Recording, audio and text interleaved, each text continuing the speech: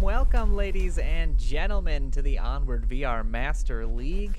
I am your caster for the evening, Noman with a 4. I'm here with my good friend and co-caster, Sleepy with 2 3s or something like that. Who knows? Sleepy, how are you? I'm doing well, Noman. Thanks for having me this evening. Yeah, absolutely. I am excited to have you and these teams in this match. We're going to be bringing you a great matchup here today. Phoenix versus G-Men. I know the teams are pretty much in the lobby and ready to go, so we'll have a quick fans discussion. So coming out of Phoenix, the first ban we're going to have is Downfall. Not a surprising ban from them at all. And on the G-Men side, we're going to be banning Subway. Again, not necessarily a surprising ban coming out of them, although I believe they beat SMC on it. Am I correct in that? I think that was one of the maps they played. Yes. Yeah, I believe that was the series deciding map for that as well. I believe so. And that was also the series deciding map between them and SMC and Mob Squad. That's really weird. Yeah, Subway's been an interesting one this season. It has. I'm glad to see this new version of Subway has come back and really given us something to fight out on. Because, I mean, the old Subway was just boring to watch. And it was so one-sided. Now, there's just so many possibilities, both defensively and offensively. But, unfortunately, we won't be seeing that today, so no more need to talk about that, right? Correct. But we are going to be seeing Suburbia, because that is going to be our first map of this particular series. So we're going to be diving into that very soon. I'm gonna cut quickly over. Did you cover the other band? I did cover both bands actually. Okay. Downfall for Phoenix. I'm sorry. So real quick, let's talk about the match team players here. So G-Man, we've got Biggie Smalls 404, Chief Pineapple, Swooty the Man, Barastamouth, Dr. Leo Marvin, and Nightfire. And on the Phoenix side, we've got Gibbs, Zach Fontaine, Jet Black, Malno, Officer Statham, Rushers, Squigookin, and Sri Lankan. So lots of names we have seen all over the league, very familiar with most of these players. I believe Brass to Mouth is really the only new major addition to the Phoenix roster. But with that information in hand, we are ready to go, and with perfect timing as we jump in to this first round. That is absolutely right, and it'll be G-Men who are going to be on the offense here in round number 1. You'll see Dr. Leo Marvin, the G-Man, and Chief Pineapple stacking up on lane 1, looking to push a few little bits of suppressive fire coming out from him as Chief and the G-Man get their way up into the lane 1. And they're going to get some quite advanced positioning here. Phoenix better watch out. A nice grenade comes out from one of the members of Phoenix, but it does not tag anyone. Now Chief and the Man are going to be set up in a great ambush position if the defense decides they want to get aggressive. Yeah, so far the defense is looking pretty set. So they've got 2 here in the center house on the objective, and then they've got Sri Lankan and Rushers on the tank and playground, and finally Zach Fontaine stacked up here in the south spawn house. And we are seeing Chief already making his aggressive push here into lane 1. He's got that smoke coverage. I believe that was an offensive smoke as well. So yes, that one came out from the Man from his position back on lane 3 far. And now it looks like maybe another smoke coming out from him, or a frag. It is a frag, but it does not find any members. Yeah, Rushers was definitely in danger on that one, but not quite close enough. And now we're seeing the 3 members of G-Men here in lane 4 starting to push onto Sri Lankan and Rushers' position. Leo Marvin going to be the first one here to likely catch some flack. Just trade shots out. Brass-to-Mouth is going to grab 2-0 to game inside the center building, and frags are out. C4 is picked up 404. Sri Lankan also finishes off Dr. Leo Marvin, but the G-Man was there to take him back, and he grabs the revive onto 404. The objective is now pretty much open. There's one defender on the main house in the back. It's a 2v2 here on Suburbia. This is round 1. Action heating up here in that last exchange. Things just, kill feed just lighting up like a Christmas tree there, Noman. Yeah, absolutely. Lots of frags and a C4 kill in there as well.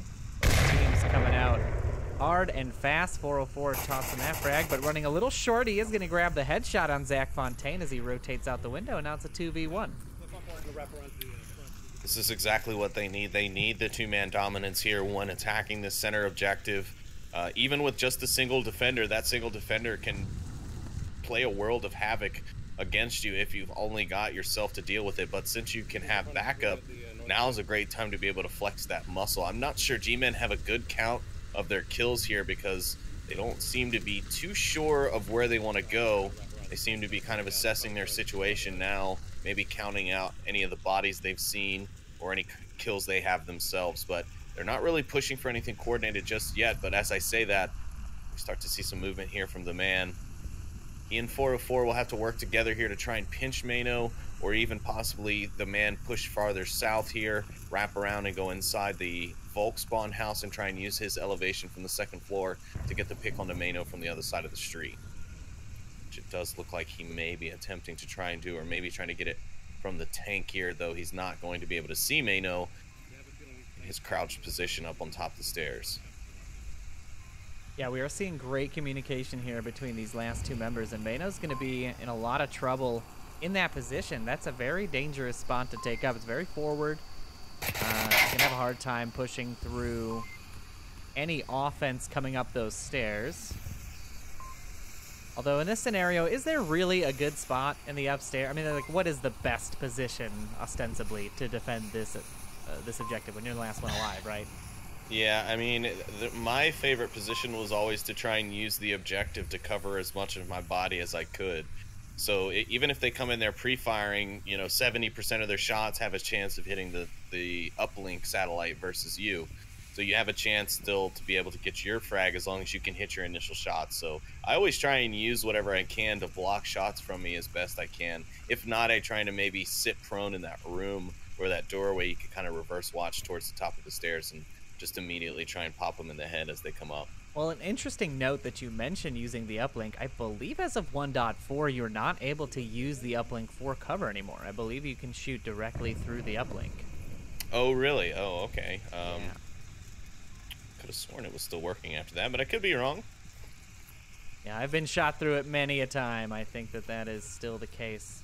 Now we're starting to see 404 push this first floor, and he's taunting, and he throws a bad nade, but it causes Mano to stand up, and the man jumps on that kill, getting G-Man that first round. An impressive ending play there, 4-4. Kind of just having a good time messing with Mano just a bit. Flubs a smoke grenade, but it was enough, like you said, to make Mano pop up, and 404, or the man's position across the street was able to find the pick and finally in that round. And, you know, I was getting a little concerned the G-Men were going to run out of time there.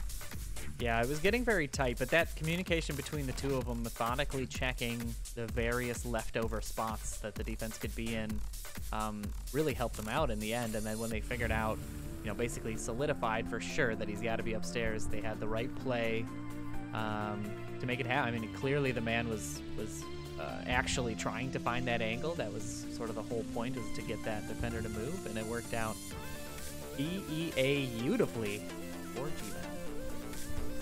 That is right, Jim Carrey from Liar Liar. Thank you. The references just keep pouring in. And I do want to mention real quick, I mean, we didn't have a chance to talk about it when we did the bans, and the teams are loading in here into the next series, I believe. Well, actually, maybe my clock is just weird. But, so this is a storied rivalry. We've got games between G-Men and Phoenix in one form or another, going all the way back to Season 2. And interestingly enough, Phoenix has only won one of those series outright, and that was in Season 5, I believe. That's right.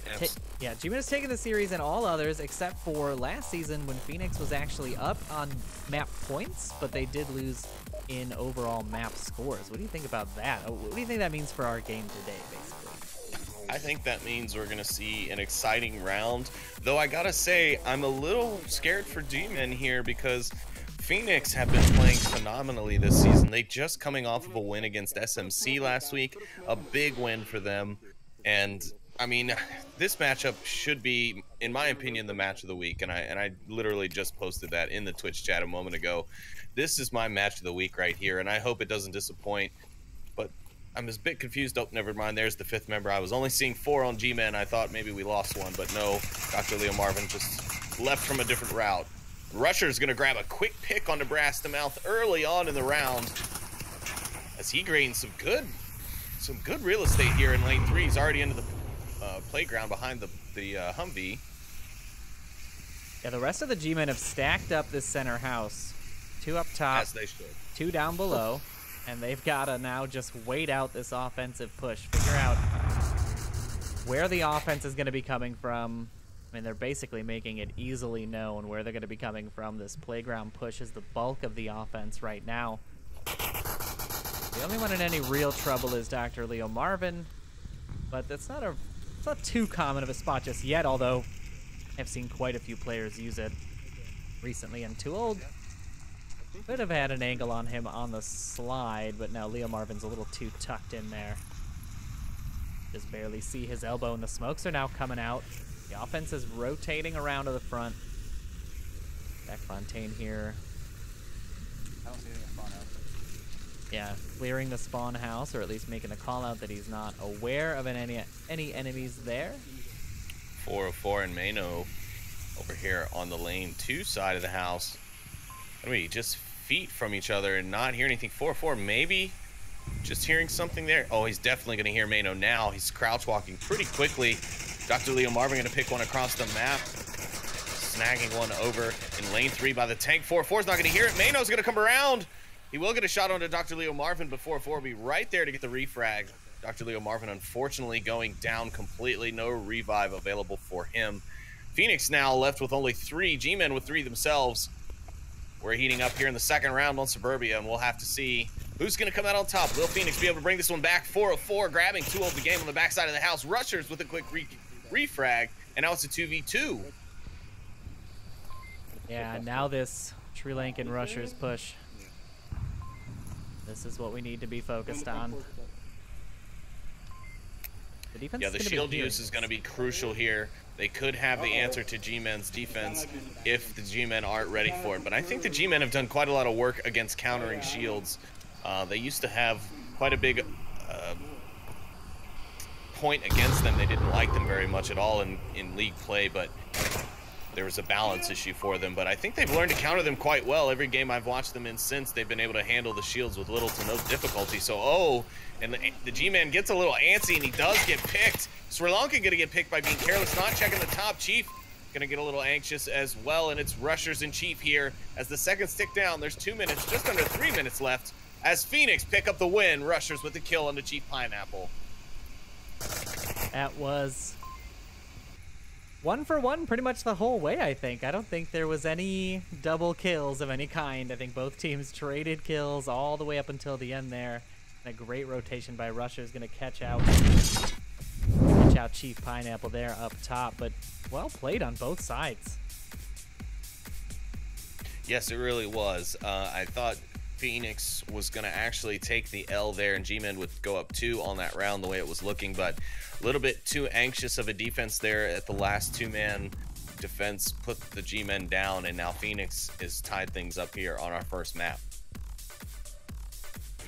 Yeah, and again, that objective is so tricky to attack.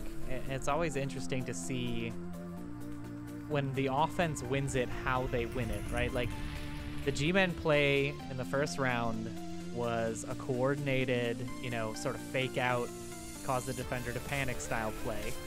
This one was a little bit more, I don't know, misdirection. This is more like one goes to throw a nade, then another one pushes the stairs, and then they sort of like swapped roles back and forth and caused the defense to over-rotate upstairs. So both really interesting Marsoc wins, in my opinion. And yeah, I mean, if the series is going to be anything like these first 2 rounds, everybody better buckle up. Yeah, we're definitely not going to have an hour and 15-minute game like Nightfire and I did last night, I think. I think we're going to see just blows be exchanged here back and forth. One team will jab, the other will hook, one will hit an uppercut here maybe with a cap every now and then, but I think neither team is going to go with a washed out map here. I think we're going to be seeing pretty much all 7 rounds in every map if my prediction or my hunch is correct. Yeah, we hope so. That is exactly why we come to the VR Master League, to see this amazing action. Oh, I'm just so excited. Those 2 rounds already got me so jazzed. Diving into round 3 of this map 1. And Free Fire's coming out, landing basically on Brass to Mount's position. Not sure how he was able to avoid that. But either way, avoided he did. Now the offense is pushing through. We're seeing a very long nade. Wow, I couldn't even catch that one in my camera. It's from the other side of center house. A great defensive check nade, but not going to catch anybody out with that. We're still in this 5v5. No, I would say that this objective is probably the most difficult on this map. I mean, this is a full-on assault. You have to go from the top of the map all the way to the bottom. You have to cross every street. Little pre-fire there. Panics the defenders. Too Old is going to grab that member in lane 1. Pineapple going to go down early. G-Men are going to have to rework their offensive push, but a great nade from Sri Lankan's going to insta-kill Leo Marvin, and it's going to grab Brass to Mouth as a down. Now there are 2 downs on the G-Men side. Only 1 member remaining. 404 now confirmed. Only 1 member available for res, and just like that, with a nade and a couple of shots, G-Men are down to just 2 members. They are going to get the res here. Yeah, that was quite unfortunate. We've seen 0 picks from G-Men so far. They've been kind of caught with their pants down on their attack here thus far. We're going to need to see the G-Men and Brass to Mouth kind of poke and prod and hopefully be able to pick 1 or 2 members of this defense before they can even things out and make their final push onto the objective. But I think at this point they've got their work cut out for them, and it is not probably going to go their way in this round, unfortunately. Yeah, it is definitely a difficult situation to come back from, especially with the lack of information. Having all your forward players go down first really means you've lost all your intel, right? Generally speaking, if they're on the front lines and they go down quick, they haven't really fed any information to the team just yet.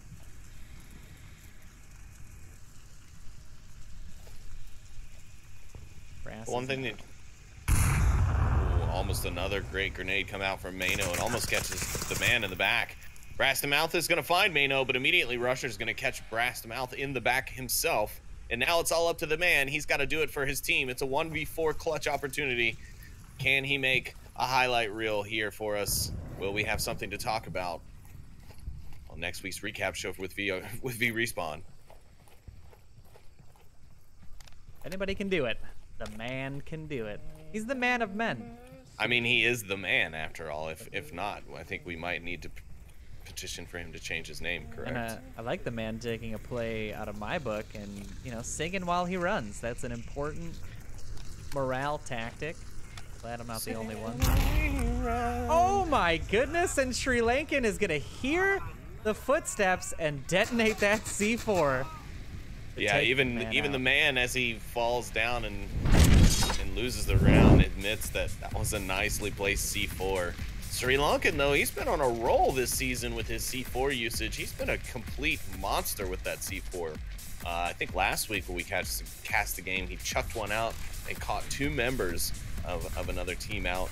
It was just a beautiful play. He has been doing some great job with that C4, though. Yeah, I believe we've had a couple of clips from him, but that's just great awareness right there. I know the audio in that section of the map could be a little tricky, especially with that burning fire and, you know, all the background noises Suburbia has to offer. So to be able to isolate footsteps like that and detonate your C4 on time, very impressive play there by Sri Lankan. Phoenix going to go up 2 on that first defensive win.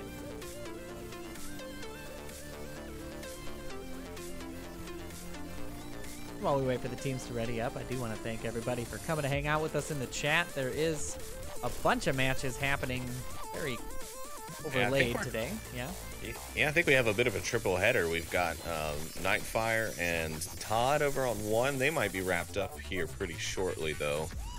Then you have us here on Onward Master League 2, and then you've got Triple Nipple and Xandria picking up a cast on Onward Master League 3 for the We're a Team versus, who was that? I believe that was Valor game? I think you are correct, yes. Yeah, so tons of action. Thanks, guys, for coming to hang out with us and tuning in, bringing you this fantastic series. We're going to bring you more of it right now as we dive into this round 4 of map 1.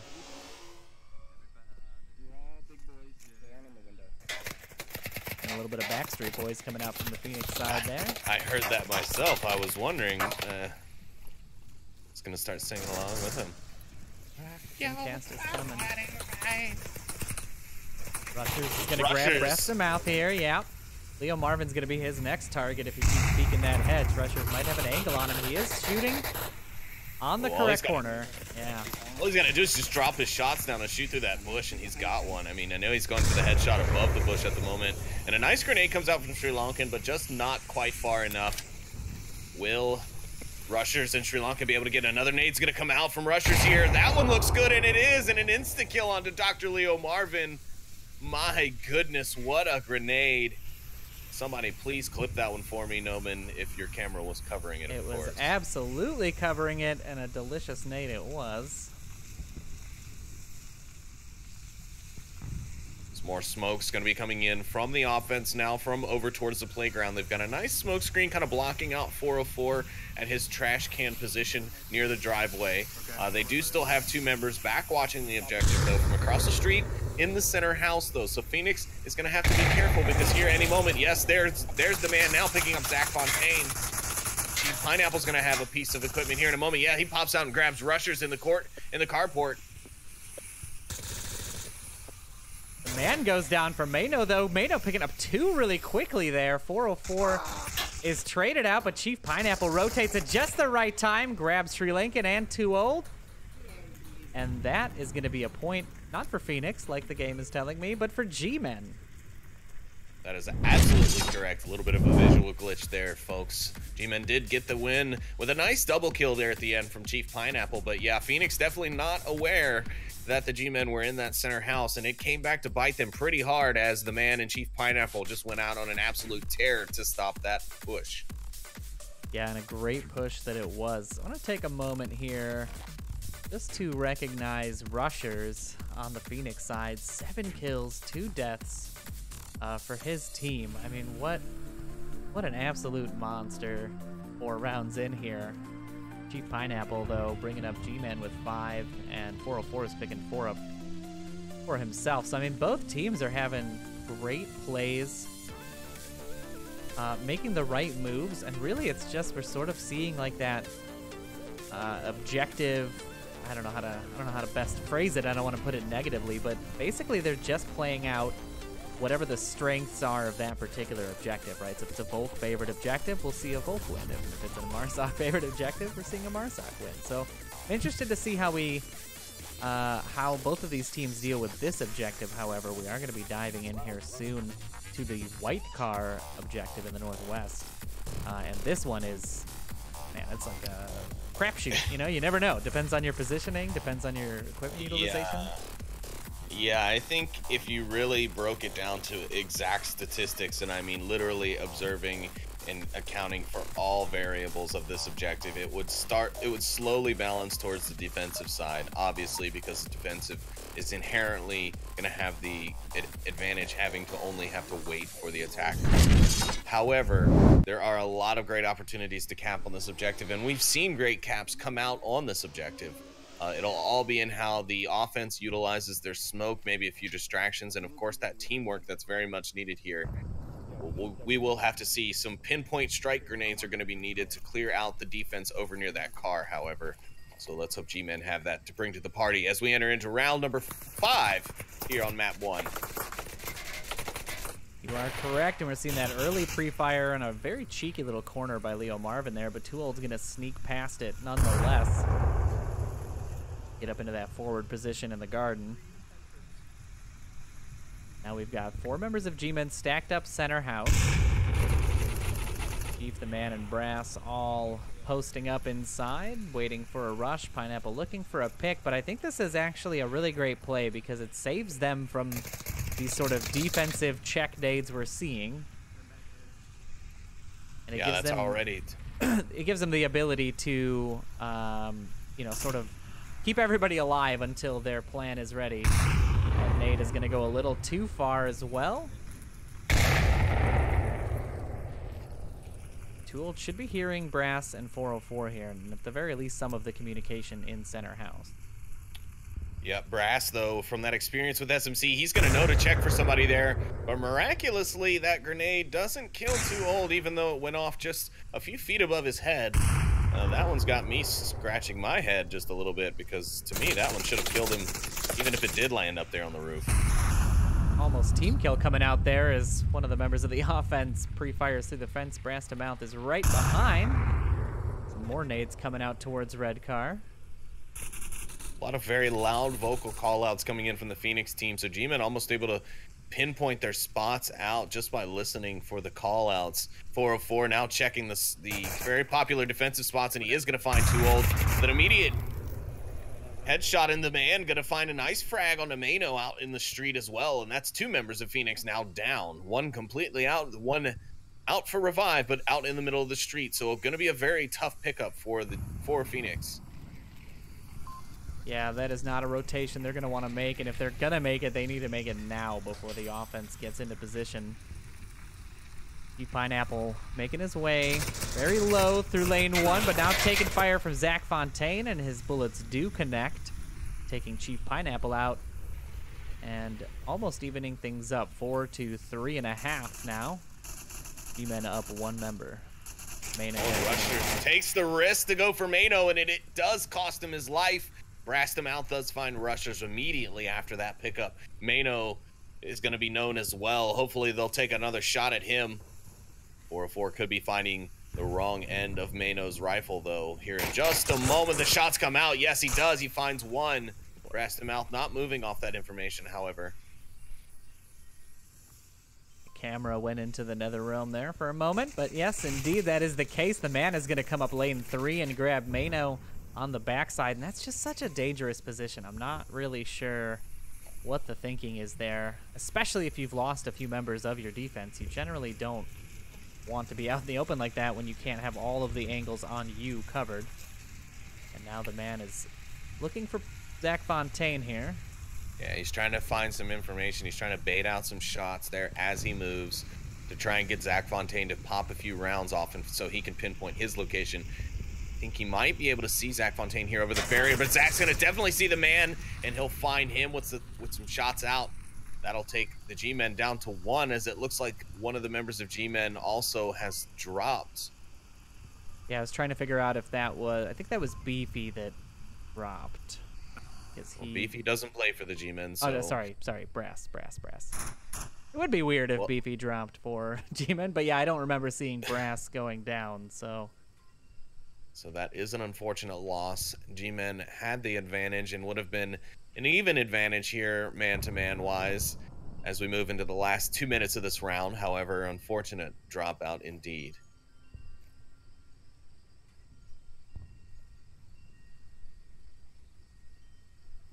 All right, we'll see what Dr. Leo Marvin can do here. So really it's just one defender to sneak past here. If he can get past Sri Lanka without making too much noise, should have a pretty easy time getting up into the little crevice behind the objective and potentially capping if he grabs Zach Fontaine. Yeah, the problem is he's going to have to sneak by Sri Lankan, but also closely by him because of the positioning of Zach Fontaine from where Dr. Leo Marvin is. If he's going to, excuse me, if he's going to try and get the cap, he needs to be able to come in from behind Zach Fontaine to get the kill and then rush immediately into cover. So that way when Sri Lankan comes to recover the objective, he's not out in the open trying to cap. He's got a little bit of cover and he buys himself some time. The shots are going to come out. Now he's too close to Sri Lankan. Sri Lankan just turns around, rounds the corner, takes down Dr. Leo Marvin, and Phoenix go up 3-2 here on map number 1. Yeah, indeed they do, and that was worst case scenario for G-Men there. I mean, his play was correct. I think maybe he just took the shots a little too early on White Car. I mean, if he'd have just waited a little bit, pushed up, tried not to get spotted.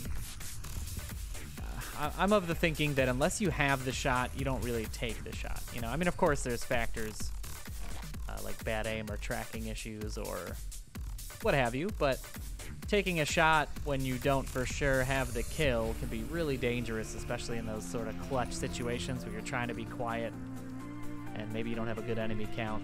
And right there we see why that can be dangerous, but a quick rotation picks up Phoenix their 3rd round win.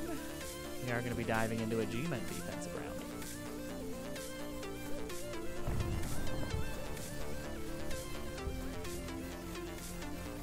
So far, this series has been as tight as we thought it would be. I mean, this is... really can't get Onward action any better than this. No, you got that right, Noman. We have asked for a great game. We've picked up a great game, and I still think this is going to be game of the week. We're seeing a lot of great plays from Phoenix right now. I'm really not expecting them to have taken G-Men. Now I'm talking about SMC.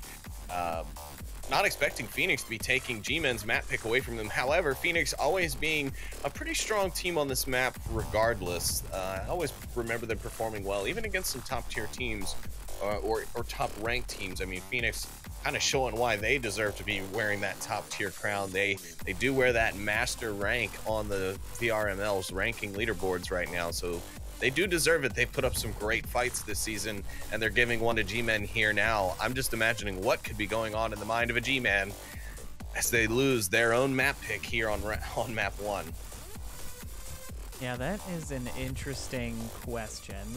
The psychology of VR esports. Yeah, well, you see, the thing is that this is Phoenix's map as well. It's not a I think both teams are very strong on it, and I'm actually going to take a second before we launch in. Just want to take a look at the statistics there for Suburbia. So the last time these teams played Suburbia, they've only played it twice since Season 5, which is the 2 games they played, 5 and 6, and they're about half and half in terms of round wins. It looks like G-Men has actually lost more rounds overall, so half and half in terms of they lost 1 map, they won 1, but in overall round scores, go to Phoenix here. I think we're seeing that in effect, in full force, and in full force as well as our 6th round. That's right, and in full force is Dr. Leo Marvin, suppressive fire down lane 1. He is really giving it to that side, just not allowing them to even come out and take a peek as to where the defenders might be. That's a smart play on this objective, especially if you can get this spawn in the northwest side of the map. It'll definitely hold the defense back and won't give them the chance to really peek around and even try and get that frag off on the far west bus lane here near where the tractor trailer is parked. A lot of times defenders will have to rush up there. Brass the Mouth gonna get a great grenade onto Mano in the center, right behind the center house, but Zach Fontaine gonna rush out almost immediately to get the revive, but it could cost them both their life as Brass the Mouth comes right around the corner. He does grab Zach Fontaine, but Mano gets the refrag, then gets the revive, and then they both die to 404's weapon as he pushes up on lane 1. And now we're seeing these smokes start to develop on the playground. The west side push, I'm sorry, the east side push is the only one remaining here for Phoenix as they lost those 2 members.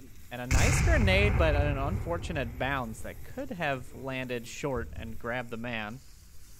But another one gonna come out on that same position, and it is gonna grab the man. And the nades are flying here today. Yes, they are, and some great, well-placed grenades from both teams so far this afternoon. And we are hearing those call-outs. I wonder if this is... Okay, that's not a confirmed, but smokes are coming out. Call-outs are in. The G-Men do know how many members of Phoenix are remaining and where they are. 404 is now rotating in to try to catch... Ooh, this is going to be deadly. He sees rushers. He grabs rushers from the carport lane 3.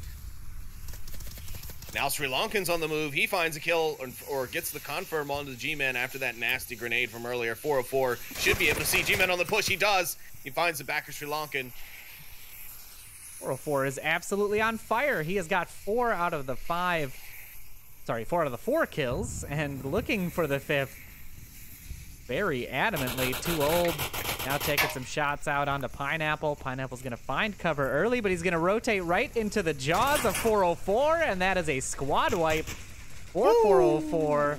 Phoenix going down entirely, and G-Men are going to take that. Do not pay attention to that graphic again. That is a G-Men round, and we're into a 3-3 series here, folks. Yeah, my gosh. 404, 10-4 on the map. He is doing an amazing job at cleaning up for his team, but the same could be said for rushers on the side of Phoenix. He's 7-4 right now as well with 1 revive. So both teams doing a great job of splitting the work among the maps, with the exception of that Noman guy that I'm seeing. For some reason, that Phoenix player Noman, he's not doing such a great job. He's 0 in everything. He's the worst. Okay. I can't even believe they rostered him. What were they thinking? Yeah, absolutely. Yeah.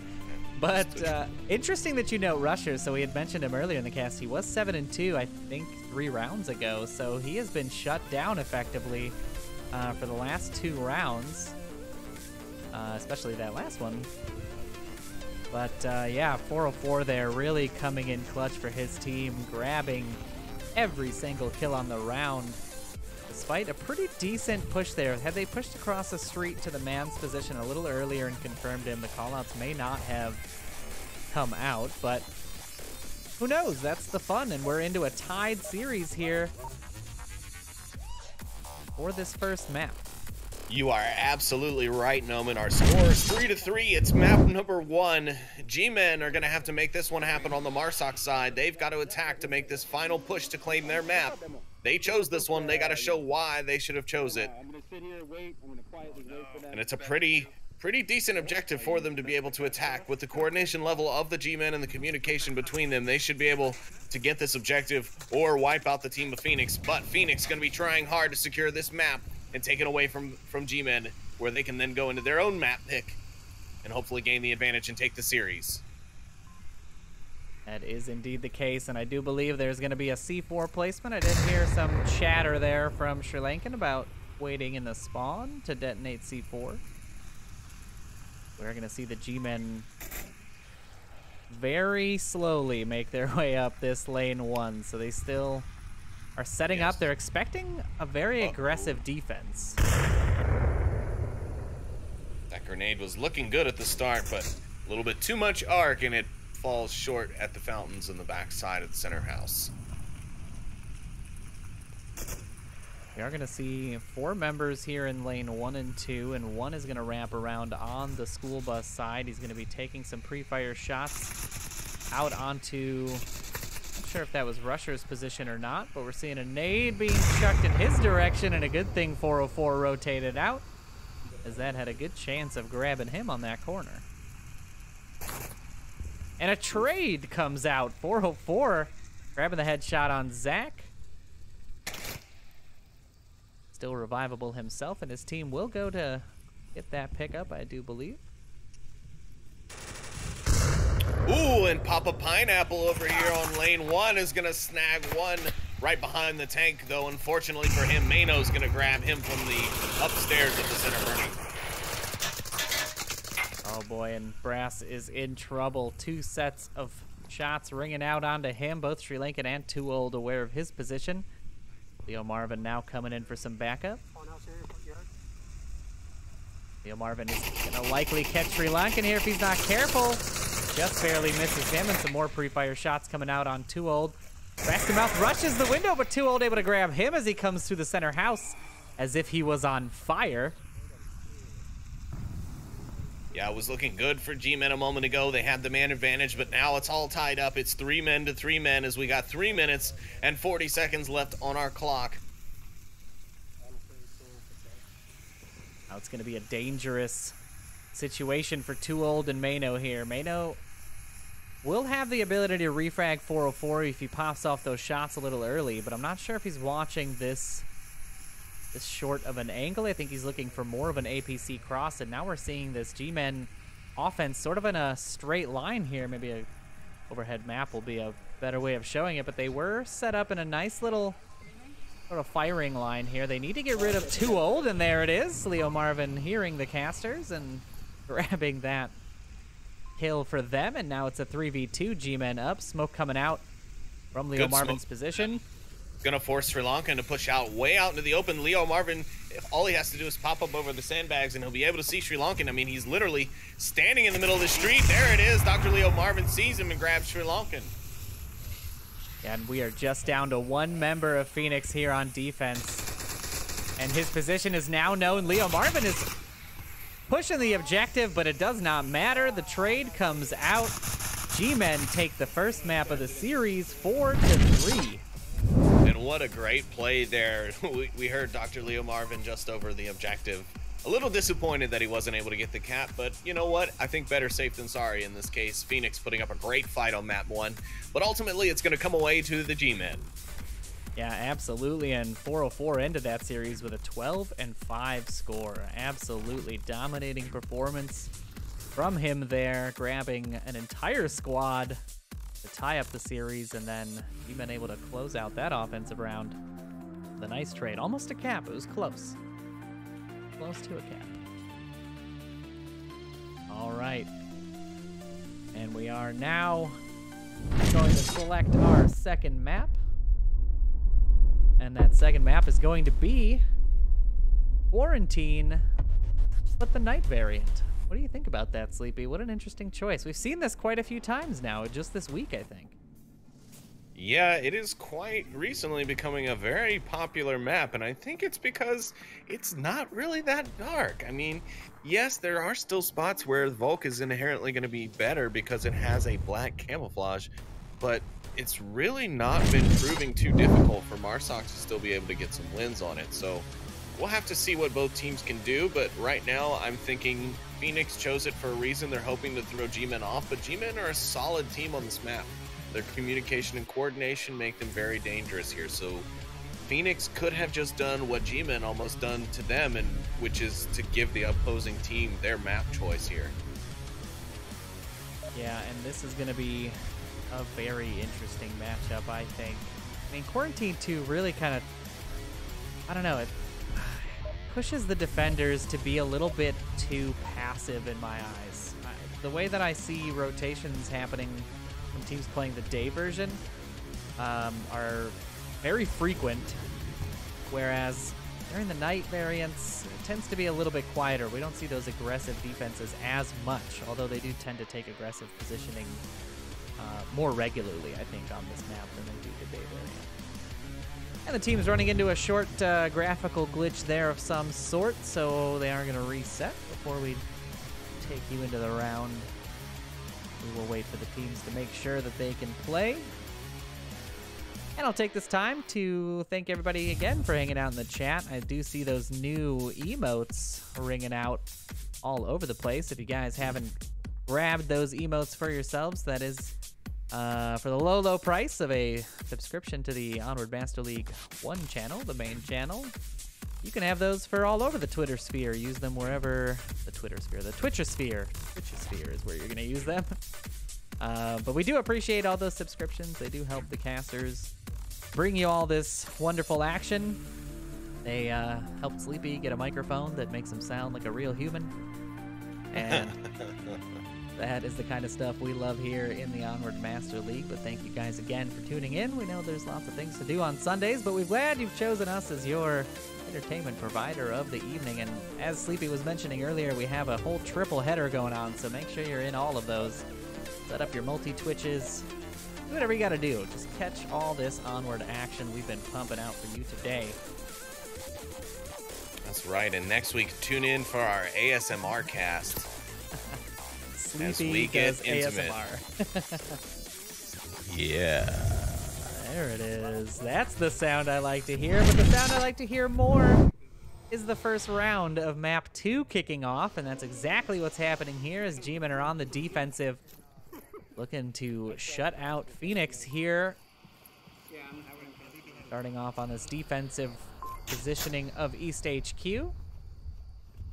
Yeah, this is going to be a tough one for both teams here. For the defense, it can be a tough objective to defend if you lose your men on the objective and all you have is, say, someone like 404 in the North Hotel. They can be too far out to catch the rotation before the enemy team is able to get in and get the uplink.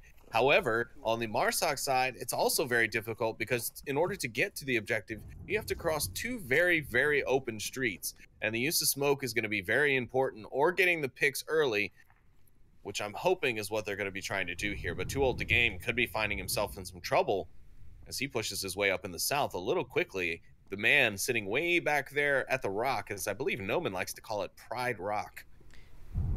Yeah, the circle of life happens right there on that rock, Sleepy. That's why it's important to call it Pride Rock. Yeah, that's where it happens. What happened in Nevada? That's where, interesting. That's where life and death occurs, Sleepy. Ah. Yeah. Exactly. But yeah, you are right. It's an interesting choice by the G-Men here to basically give up the south side, right? Like, a lot of times we see teams smoking out this cross, trying to get one or two members either into the south hills there, or at least into the three-story building that's on the corner. Yeah. But they are opting out of doing that. Instead, hoping for a tighter defense on the objective. I think they're just more. I think their plan is more to set ambush across on anyone who's trying to cross the South Street, because again, it is very open. The man's position back there at what you'd call Pride Rock is good. He can even ambush a person coming out of those southeast dunes, unless of course they're expecting it, which I'm not going to put it past Phoenix. I'm going to have a feeling that they've checked that, and it wouldn't surprise me if they send one there and take a pick onto him while they have the chance. And the man is trained on that position. The call out does come out that he did see them, but in that time to make the call out, one member did cross all the way to the south. Too Old to Game going to grab Brass to mouth quickly, and the action's heating up here as they make this approach. Man does grab Sri Lankan with that shield, the shield not helping him in that long range engagement. No, it sure wasn't, because his body was completely angled the wrong way. He wasn't aware or wasn't remembering where the G-Man was and the correlation of him to the enemy. And unfortunately for him, that does cost him his life. Mado did call him out, though, so I'm not quite sure why Sri Lankan did that. And as soon as Mado pokes out to grab Sri Lankan's shield, the man grabs another, and now Phoenix only have 3 left to push this round. Yeah, that was an interesting choice to go for that shield. I mean, you knew your teammate just died from there. I suppose you would expect a rotation, but with a defense this entrenched, this close to the objective, it would really not make sense for them to move too far as long as they've got that angle locked down.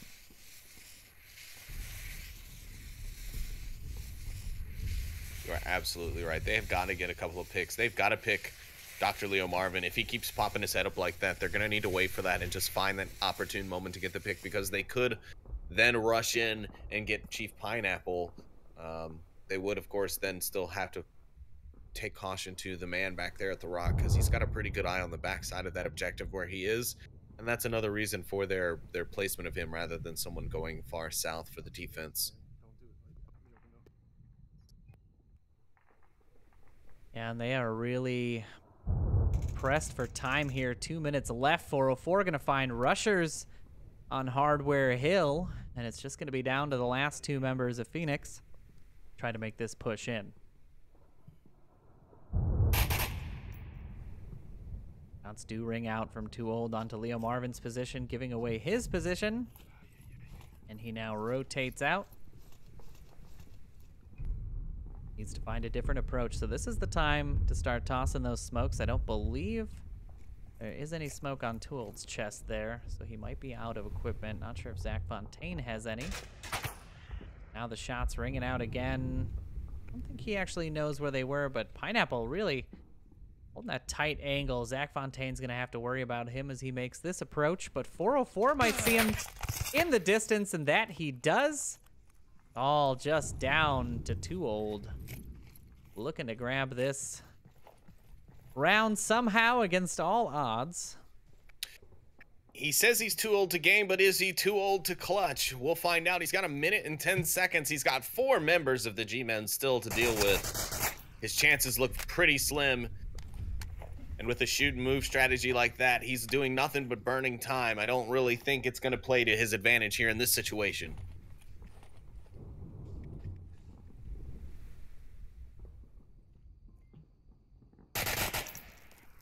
Oops, actually, that is not what I meant to do. Now he is taking shots from all the members of the defense. They do have an accurate count, so I would be surprised here if he somehow manages to sneak past any of them as he tries back and forth between center glass to try to find an angle. 404 should be able to grab him as he comes out here. And the shots ring out. He does, in fact, grab him, and G-Men take that first defensive round here on Quarantine 2, Map 2.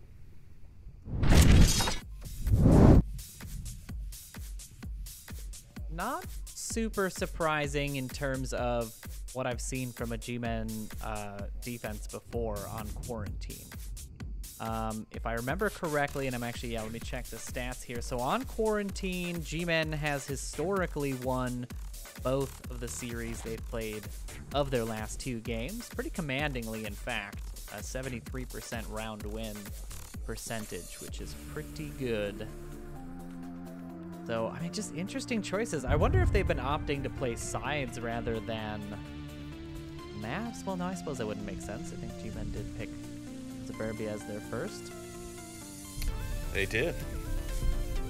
So but they got that crucial defensive win on the first round, so that's going to set them up for a good possibility of winning this map here and clinching the series. However, we don't know what Phoenix got up their sleeves. Will G-Men be able to attack this east objective on the far eastern headquarters building?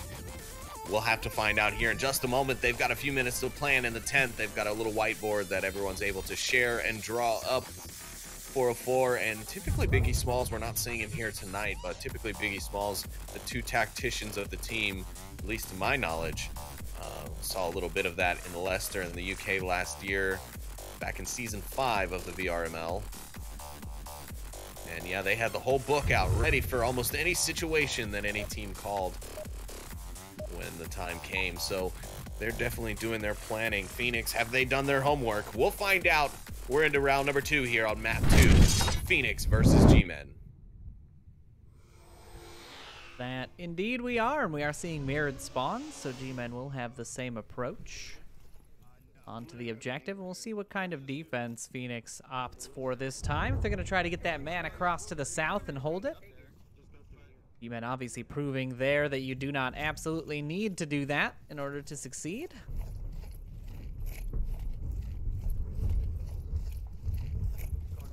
We're seeing a 2-1-2 split here. So 2 members of G-Men are going far north, 2 are heading south across to gas station, and Chief Pineapple here all by his lonesome to be approaching from the center burning rubble. He's all by himself.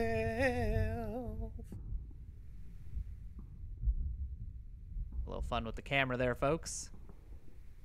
Sleepy gets to have fun by singing. I get to have camera fun. That's the rules. It's written down somewhere. As long as you don't get spooked out like me sometimes. Sometimes when that moment gets super tense and the shot rings out, I'll jerk my hand as I'm covering the camera and later have to apologize. But hopefully I don't have to apologize for having a terrible voice. Chief Pineapple looking for those pics from the center burning building, although coincidentally the fire department has come.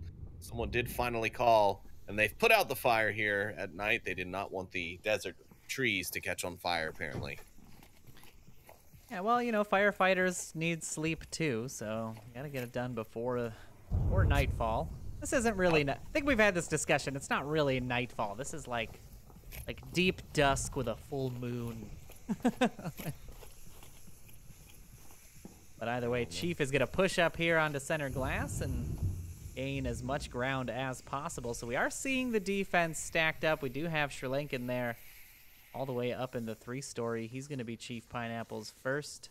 No, he's actually behind that. He's up.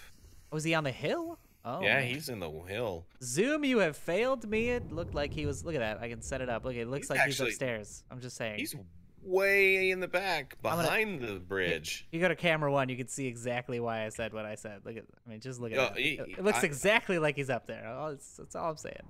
Okay. The defense rests. No, thank you. Fine. Not prosecuting, or the prosecution rests. I had to wait. I had to win at least one, something. I take the little bits when I can here. Well, what I was gonna say before we got off onto that little tangent was I really like how the G-Men squad is pushing up in almost an exact line all the way from north to south across the map. And as we can see, it does lean to oh my goodness, that one just left the station before the train was there. It does find 404 the pick, and Phoenix will go down one as he gets a nice headshot onto the defender. And DD does, and the defense is pretty similar to what we just saw G-Men pull out. They do have the 2 on objective. Sri Lankan is, instead of being at Pride Rock, he is up on the hills there underneath the bridge, which is, as we saw, I think, I cannot remember which game it was, earlier this week. We did see a defender up there, although they rotated out a little too early and got caught crossing the street.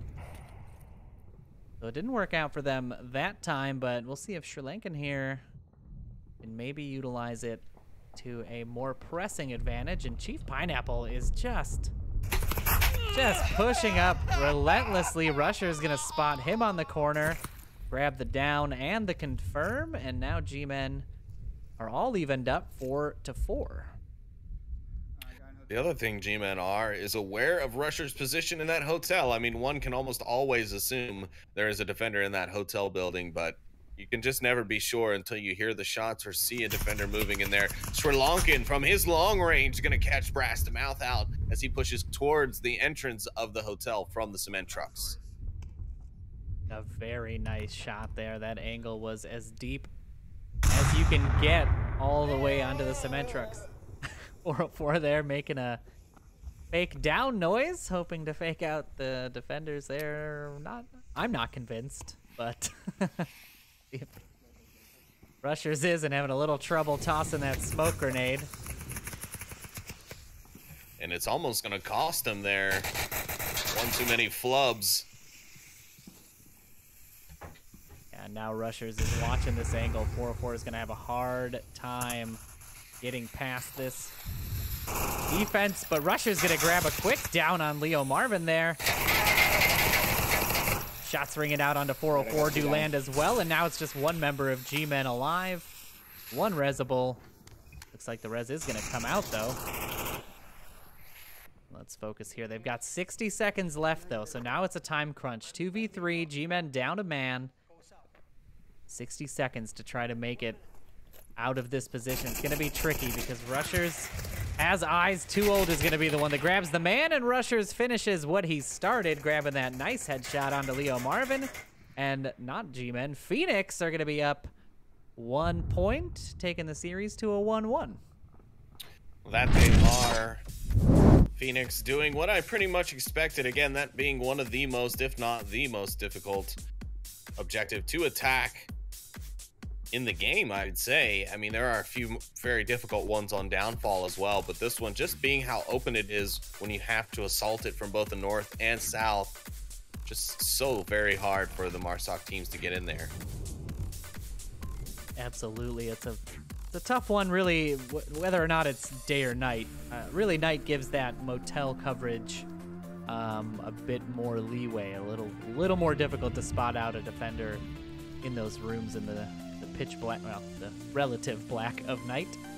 But yeah, that was a great play there. Phoenix was looking a little shaky at first, but a couple of good picks by Sri Lankan and Rushers there cinch up that round for them.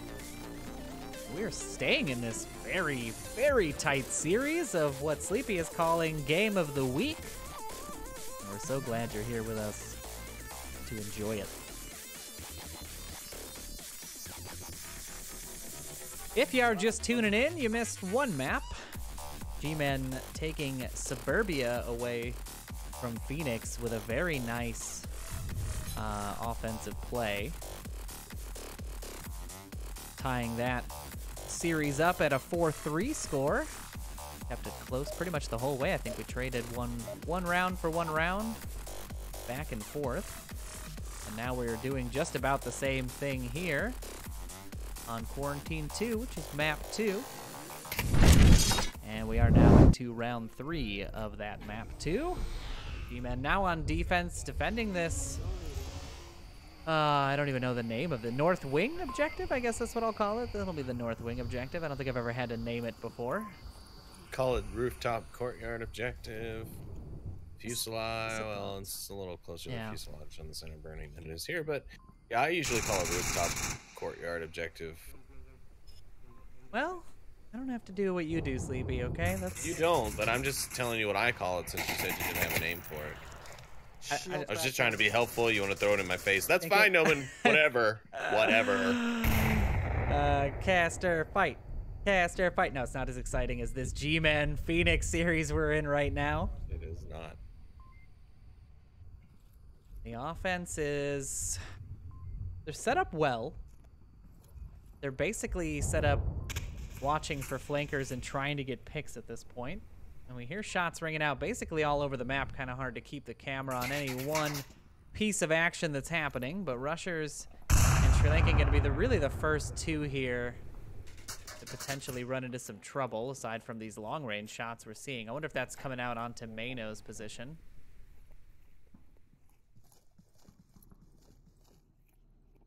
The offense choosing to rotate out of this position, so we are still in a stalemate here of 5v5. No, those shots were not onto Mano unless he was pushed up on this wall. I think Dr. Leo Marvin might be firing at, I'm guessing that's Rushers, yeah, up on the wing there. Because I can't make out where else he would possibly be firing from that rooftop. Shots ringing out all over the place. Zach Fontaine is looking for that rooftop pick. He is not going to find it just yet, but more shots do ring out onto that position. Rusher's finally able to grab Dr. Leo Marvin from the south wing. Map. Yeah, that was a nice shot there. Especially on Quarantine Night. You're basically just shooting at a random black pixel and you hope it's not a teammate, really. 404 on the rotation from looking towards the gas station from the western offices. Nice nade coming out there from the offense. A little too short. Rusher's going to find Chief Pineapple there upstairs. The Cameron. 404 going to put shots down onto Mano as he crosses the street, but failed to connect. He's now into the gas station. He might be able to come up around Sri Lankan and Rushers here. He does find Sri Lankan, and he's down and out, but that's going to alert Rushers. He's going to be peeking the corner here. If 404 is not alert, he's going to be picked up. And that was almost a quick refrag, but as I say that, Brastamouth makes it happen. Does grab Rushers as well. Not a refrag, a frag, 2 frags. Just like that, that Phoenix are -2. That's right. Things are even back up here on map 2. Brastamouth, though, is going to find Zach Fontaine, and that'll put the favor back into the side of G-Men here as they defend for their 2nd point on the map. Yeah, and Brass is hungry here. He is rotating all up and down this rubble, looking for any other members of the offense. Just on the other side of that blue dumpster, he is going to have one, but choosing to now rotate out. One's by tank. And a call-out comes out that one is by tank. There it is. Brass is going to find Mano, and the last remaining member of the offense is on the north side. Too Old is going to be trying to approach here from Rooftop Hill, now going to the 2-story, and he's going to have to find his way through 3 members of G-Men. And let's take a look through his eyes. He downs the man. A very nice long shot. Should be a res that's going to come out from the defense. I would expect it from the G-Men. They typically almost always go for their revives whenever they can. 60% of the time works every time, Noman. Absolutely. There's the res coming out. Too Old trying to draw a little bit of fire. And he's done exactly that. Brastamouth is on a push here. He's made his way out far west. He's going to try and catch Too Old to game as he comes through either the ravine side or the far western alley. But Too Old to game's actually going to push back and go down the eastern side of the rooftop building. Yeah, this is a great play. Right now, the defense really just has one man watching the objective. He has a good chance to catch at least one member of the defense out if he can find a good angle onto them. He's got to do it fast, though. He's got 60 seconds. Yeah, if he was just, you know, a foot taller, I mean, it's actually a pretty good amount. He would have the angle on 404, who's actually right out in the open from where he is. Brastamouth's going to pop off some shots. Too Old to game is going to get a little too anxious here, I feel. He's put off the shots. 404 now knows where he is. He's on the rooftop, though. He's got 40 seconds left. I hope he knows how much time he has because he's got to get motoring. He's got to get moving towards that objective. He better get some smokes prepped and get him ready because he has got a hard push in front of him here as he goes up against 2 of G-Men's finest on round number 3. And we have just been following the action through his eyes. He's going to have to find this defender. 20 seconds left. He does find 404. There's just one member of G-Men left. Can Too Old do this? He's got Pat out. He didn't see the defender cross, but he's typing in the code right now. Oh my gosh, and G-Man can't see him. The man can't see him. He's got the Pat out. He's going to save Phoenix here on map number 2. There it is. There it is. Great play by Too Old there. A great fake out. An amazing rotation. 2 quick picks and a cap. And just like that, Phoenix grabbed themselves 2 points on this second map. My goodness, G-Man not going to be happy about that one. But Too Old to game, I also wanted to make this point in the last round. Too Old to game, the newest member back on Phoenix's roster, has been the last one alive in a lot of these rounds so far. And here he's clutching the day in a 1v2. He snags 404, pulls the pad out. He's completely invisible to the man as the man did not see the push and gets that cap to save Phoenix and put them up 2 points here on the map on a win that was almost guaranteed to the G-Men there. I mean, what a play. Yeah, that is going to be one for the clip books. I'm sure Too Old's going to love that when he comes out of it, and we've loved it casting it to you guys. That was exactly why we're here, bringing that kind of amazing play here. This is the reason you really can't count any team or any individual member out, despite the, against all odds scenarios that may come up against them, because you can have plays like that where you don't even take out all the defense. You just make the right plays, make the right moves, make a good call or a series of them, and then just grab yourself 2 points like that. And Phoenix got to be happy about that. All they need to do is hold out this defensive round, and they'll tie this series up 1-1. Yeah, and I mean, this is pretty much how all their matches have gone, going back all the way to Season 2. So we're going to be expecting a Season 3 decider map here for this series of G-Men versus Phoenix. It's Season 7, Week 6, and we're bringing you the action here on Onward Master League 2. And it's Map 2, Round 4. If you guys needed any more numbers to remember, as we dive into this defensive Phoenix round.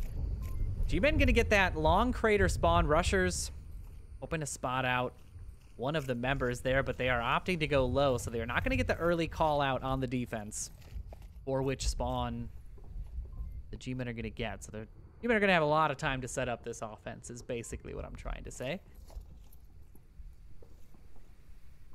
Words are hard, Noman. It's fine. Everything is very difficult right now. And I do apologize for that long camera angle. I'm just trying to set up somewhere so I can show us the overhead map as the offense and defense start to get set up in their positions here. Ooh. Rushers takes a peek, and Chief Pineapple going to take some shots. He doesn't find the connection. And here comes a grenade from Rushers. Will it be long enough? Yes, it is. It grabs Chief Pineapple, and he's downed. Still going to be able to be revived, however. Almost had a great angle on that grenade. I did catch it, but a little bit off, and the res is going to come out anyway, so I am absolved of all casting sins. Not so fast. It's Sunday. We've had a lot of Onward this weekend. You know, you gotta... I thought you were going to say you had a lot to drink this weekend. I'm like, well, we didn't need to know that. No. Not yet, I haven't. Don't drink and cast, sir. It's dangerous duties. No, I know all the pitfalls of that. But we are now starting to see the offense push up. They're going to get a tall drink of defense as they push up through this north truck stop courtyard. The defense staying very solid, not rotating, not taking any aggressive positions. I think partly because we didn't get that spawn call out early. Yeah, they have absolutely no idea what to do. So the best thing they can do is pretty much what they're basically in formation, right? I mean, they're almost in a perfect diamond there around the defense. And then they've got one guy off in the far west, which let me tell you right now, if those 3 men or possibly even the 4 right off the objective go down, that man way out west could be way too far away to stop this cap. And we could see a G-Man come back here. Or should I say cap back here? Cap backs are the best kind of backs. And we are starting to see the smoke push. The rainbow of smoke coming down onto the objective, forcing a couple of the members of the defense to start rotating, but Rusher's going to stay firm, pick up 404 as he comes down that hill. Too much of a gap there. Push from Brass to Mouth. Now he's not. Brass to Mouth going to put out some shots. Rushers finds him on the refrag. Now the rest of the G-Man begin their push. The man finds a pick. Chief Pineapple going to see Too Old to Game pushing in. Will he find Rushers there to his left? He's not going to see him. Chief Pineapple's gone through. He's made it through. Nobody sees him. He runs right by Too Old to Game. Running past each other. The smoke is out. Too Old to Game finally grabs him. He's taking shots now from the man. Trade Chief coming didn't out know what to do. on he kept Rushers his as gun well. away and pulling his tablet out just to get the cap in. He was like, you know what? Should I go for it? Should I kill him? Should I go for it? Should I kill him? Oh, too bad, buddy. Sorry to see that, Chief, but it's all up to the man now. He's got to show us again why he is the man. He's got all of his utility from his team that's used up. He's going to have to do it all with sheer skill and power of will. Yeah, and he has got the gauntlet to run here. Rusher's on that corner. He does spot him, and he's going to find that down. Gonna blow him up with C4 like Sri Lankan always does. And Phoenix take the map, and we go into map number 3 here in the series.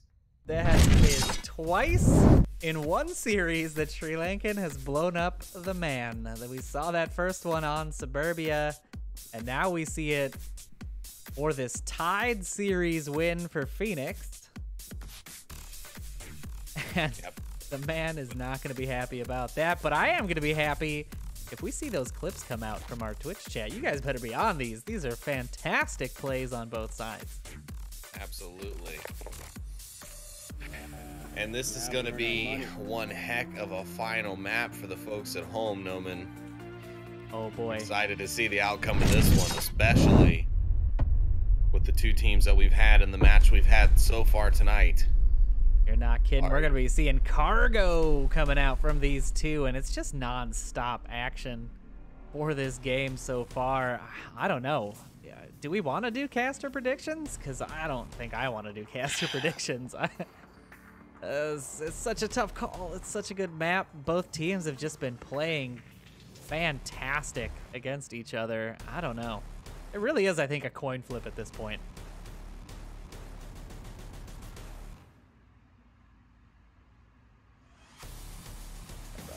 There we go. We've corrected the maps. And the teams are readying up and making their strategies in this tied series. If you're just tuning in, where you been? Living under a rock, I suppose. We have played 2 maps already. Suburbia going to G-Men 4-3, and Phoenix just taking a very nice defensive round against G-Men on Quarantine 2. And so we are into the series decider map. Map 3, Cargo, G-Men versus Phoenix. Oh, what a cast has been. So glad I decided to pick this up. Yeah, I mean, as I said, in my opinion, so far this is going to be match of the week. I mean, we just saw a very interesting matchup over in Poland with our two teams, Global Chem and the Beginners, battling it out with ESL over at Intel Extreme Masters Katowice. So, you know, a lot of great action this weekend for sure, but for me, this is match of the week still. We've seen a lot of great plays, a lot of great clutches. Sri Lankan, the sire of C4, and some great caps as well. Too Old to Game, the newest member of Phoenix, getting a cap and basically giving Phoenix that map there. A 4-1 victory over G-Men. That's got to feel good. They've definitely opened that score spread up a bit. I think they're now 2 points up on G-Men. I believe that is correct. Yeah, I'm gonna watch that right angle, yellow room. Anybody gonna be on objective? And we're off to a heated start already. Smokes and pre-fire shots coming out. The C4 a little too high, landing on the railing there. Could have been dangerous for the man. Still might be. We'll see how that detonation goes. The offense now at what you affectionately called the line of scrimmage here. Brass and the man both on this pushed up position. The defense going to reorient that smoke, get it out of their line of sight. Too Old going to grab Brass to mouth coming through that doorway of lane 3. A nice nade coming out there from Pineapple. Thought that was a smoke, but no, Zach Fontaine is going to be found on that nade. C4 detonation finds nobody, and now Pineapple getting engaged here by Rushers, but he's going to find Leo Marvin, and a bad frag is going to down Rushers on the defense. Man is going to find Zach Fontaine, and the series is heating up. Chief and Sri Lankan trade downs. 3 members of the defense left. The man, the only one left, and the trade coming out there with Rushers is going to seal that round up for Phoenix. Wow, so I don't even know what to say there. I'm glad you were talking already, because by the time that action kicked off, there was no breaks from when it started until when everything ended. Phoenix taking that first win, but I was really thinking that the G-Men had a way in there. They had seemed to wedge their way in. They were making their push, but then the trades happened and things went the side of Phoenix, and they've taken this first point. We'll have to see if that translates into a map 3 win for them. But now it's going to be G-Men on the defense. Yeah, and it's going to have to be a good one. I know Phoenix love their cargo. Interested to see if there's any statistics. Okay, so they did play cargo in one of the series. I believe it was the Season 6 series, because that is when that map was released, and G-Men did commandingly take that cargo round 4-1.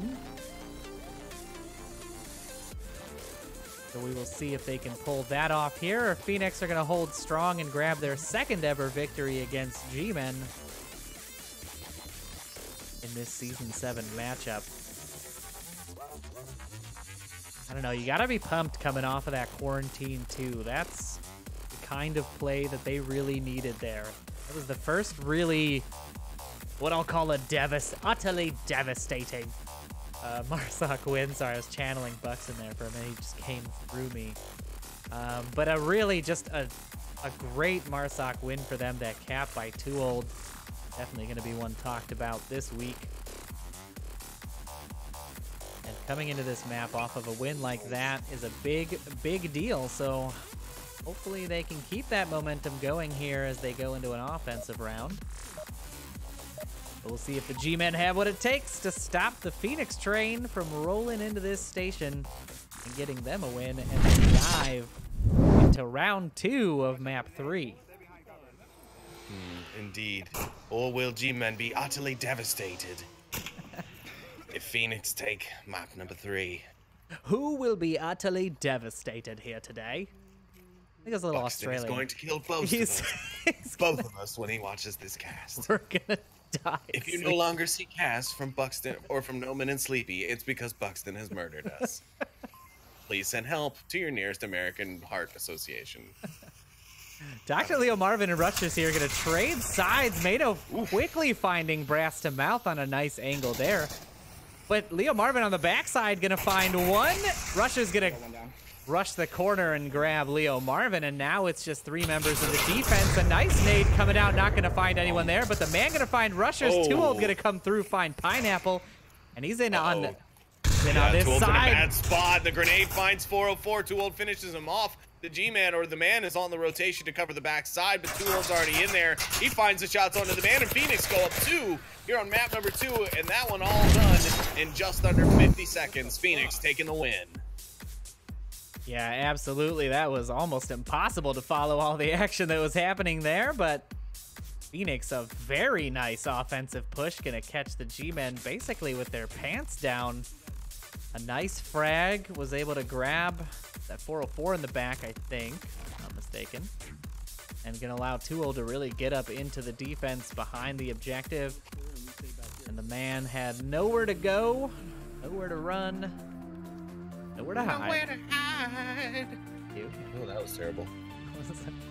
You know, your mic doesn't actually make your singing better. I don't know if you know that, but...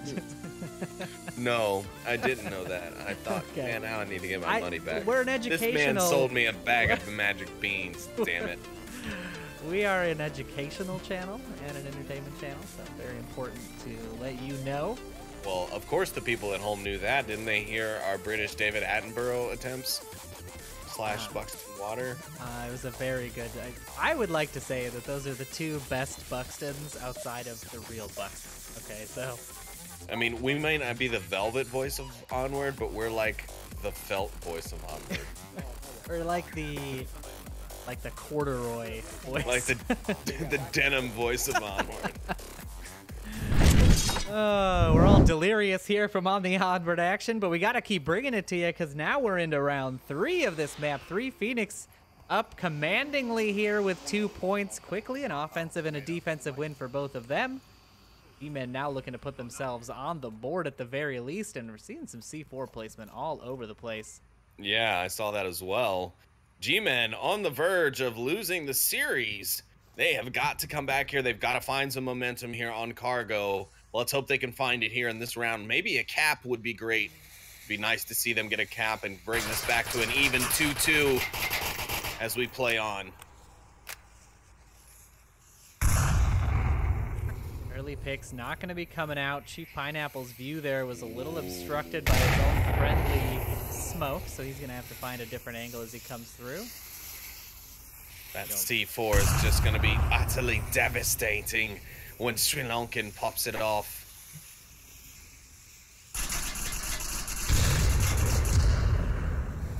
Ooh, but he unfortunately blows it too early, and it's not going to find anyone. And what would have otherwise been a great piece of utility placement has gone unnoticed. And 404 picks up Chief Pineapple. The team kill not going to be good. Mano grabs Brass them out. 2-0 game, picking up Dr. Leo Marvin, and the G-Men are back down to 2, with one just able to be revived inside the tunnel. I know. I wanted to say tower for some reason. That was brass to mouth there. Getting caught by that C4 to quick down. I tried to go over to the nade, and in that exact moment, Zach Fontaine grabs the kill on the man. And Phoenix rise from the ashes in the second and third map to put G-Men on the ropes. Phoenix just 1 point away from taking the series and ending tonight's matchup between G-Men and Phoenix. That is going to be a tall order. The G-Men are no slouches. I mean, especially not on Cargo. This is definitely their map to lose. I mean, this is their map pick, number one. Number two, I've seen their defense pull out, I mean, just unbelievable plays here. It's usually not equipment-based. The G-Men, in my experience, have not been, you know, those sort of SMC-style nade throwers, but they have had dominant control of their side of the map every time that I've either played against them or past their matches. So I'm a little surprised here to see Phoenix sort of picking them apart piece by piece. I don't know. I don't really know what has to change. Both teams playing well, but... Well, you know, I think a few of their key shooters aren't playing tonight either. Biggie Smalls usually providing a great bit of support to the team. Also, Swooty is usually on their top fragging list as well. Neither one of them playing this evening. Maybe that what is turning the tide here, but I don't know. They do have two newer members to the roster, Brass to Mouth and Dr. Leo Marvin playing. Both phenomenal players, don't get me wrong, but just not having as long together with the team to have kind of molded in. But of course, I could just be speculating. Phoenix is playing a great game, so I can't take that away from them. And maybe we're just seeing G-Men, you know, being gotten the better of by Phoenix here. Yeah, entirely possible. I would agree with you on roster changes, but I mean, these are the same G-Men from Suburbia, so it's hard to say that that for sure. And quick shots already ringing out between the man and rushers. Learn how to use my camera. I'll catch the man grabbing rushers there on a quick pick from the center. Sri Lankan and Zach Fontaine going to have pushed up all the way to the end of the tunnel now, working as a nice team. They have Mano at the back of the tunnel, making sure nobody comes around on their flank. A nice grenade comes out, but Chief Pineapple not there. He's going to have a nice cheeky little spot inside the doorway of that yellow building, overwatching the objective. Smokes are going to come out now from Sri Lankan. Doing a great job of actually covering that far side.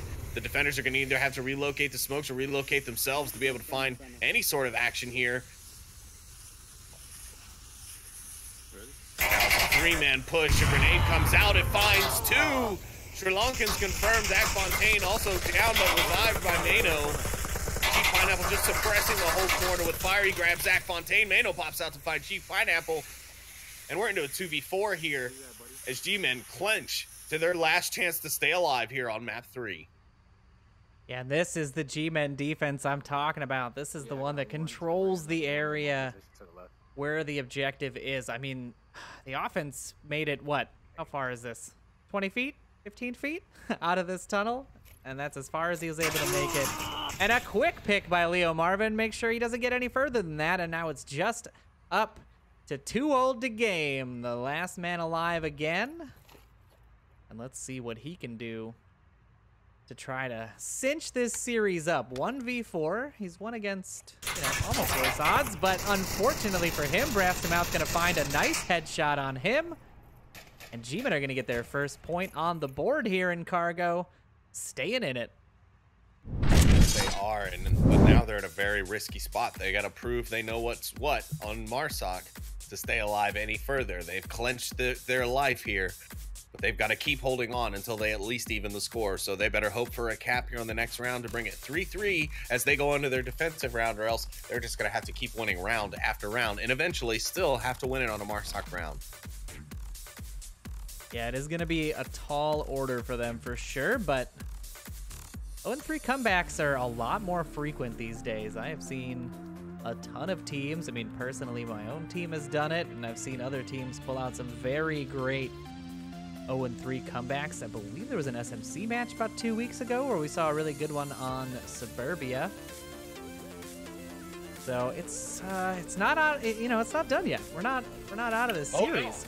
Oh, no. You're never out of the woods in Onward.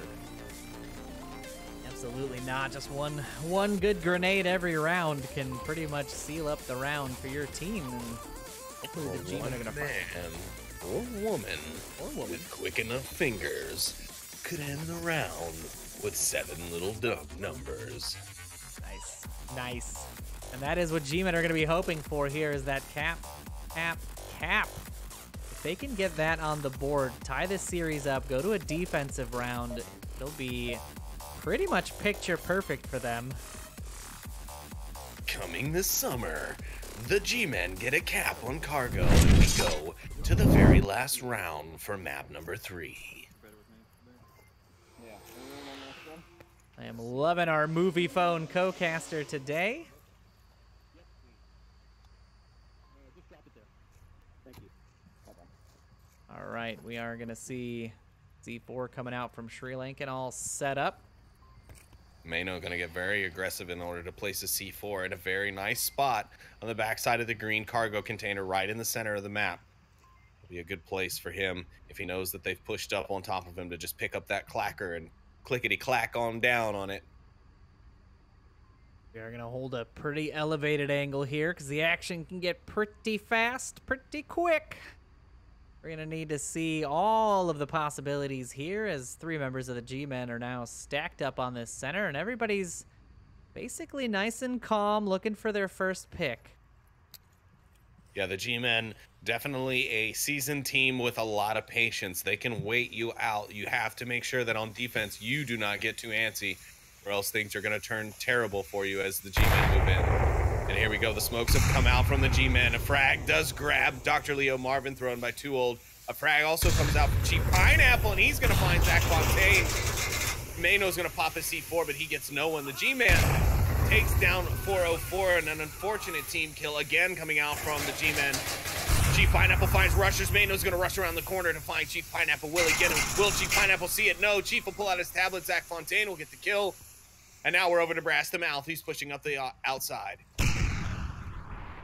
C4 just a little too late. Sri Lanka now peeking the corner. The trade's going to come out, and now it's just up to the man to try to keep the G-Men in this series.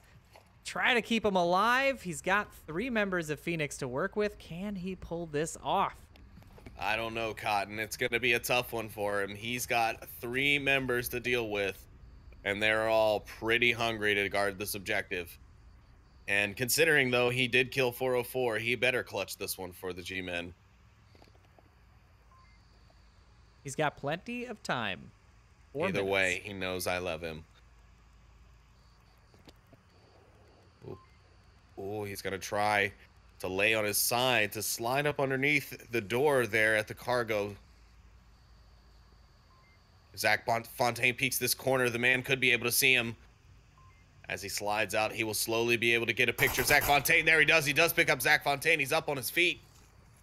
Mano not rushing around. He definitely had the chance there while the G-Man was transitioning from prone to standing. That would have been his perfect opportunity to kind of run in there when there was no chance of him having his gun in his hand. The man getting spotted out by Too Old has to rotate out. And he's got 3 minutes. He can make the rotations every time he gets a pick. You're absolutely right, he does, but he has got to make this round count, so he's got to play it smart. Just refuses to let me catch him with the camera. There it is. Yes, he is a wild one. He's going to loot a little bit of his teammates there, try and find some utility, and a smoke is going to be a good little bit of utility to find. Cause some distraction, also make some noise to help cover his steps if he happens to be approaching one of those enemies. Man, quick on the push, 2 minutes, 30 seconds left. It's a 1v2 here on round number 4. The final map here in the series between Phoenix and G-Men. Let's see those emotes in the chat. Is it a clutch or is it a flop? It's a flop for the man. Phoenix take the map and take the series. Wow, what a great game from both teams here in tonight's matchup. Yeah, that was an amazing series. to cast and to watch. Both teams playing tooth and nail, but Phoenix really coming alive there in that Quarantine 2. Too Old grabbing a very nice cap for his team, carrying them into a tie, and then they jump into this cargo round and really just took it to the G-Men. I mean, the score line is probably not as indicative of the caliber of play that we've seen here today, but nonetheless, Phoenix are going to be the winners here for the second time in their match history, and yeah, I don't have a whole lot to say about that. Sleepy, what do you think about this matchup? I think it was a great game from both teams. G-Men and Phoenix both playing fantastically tonight, but however, Phoenix just proving why they were the better team here on the final map. I want to thank everyone for tuning in. Thanks to everyone who dropped any bits. Thank you for clipping any awesome plays. And of course, thanks for using those new emotes, and thanks for subscribing to the channel. That's about all I have for them. Noman, let's take them out. Absolutely, and as Sleepy said, thank you guys for tuning in and hanging out with us here today. If you want to get involved in the VR Master League, go ahead and hit the links down below the video. There's the Discord, there's this channel, there's the website. You want to register as a reservist or create your own team, you can do that there, or just come hang out with folks in the Discord anytime you like. All kinds of fantastic people there. That is going to do it here from us on OML2. I believe there is still a game going on the Master League free channel, so go ahead and head on over there and check that out, support those teams. But we are going to be signing off here today. My name is Noman with a 4, and my co-caster Sleepy. Thanks a lot for hanging out with us. We'll see you next week. Good night, everybody.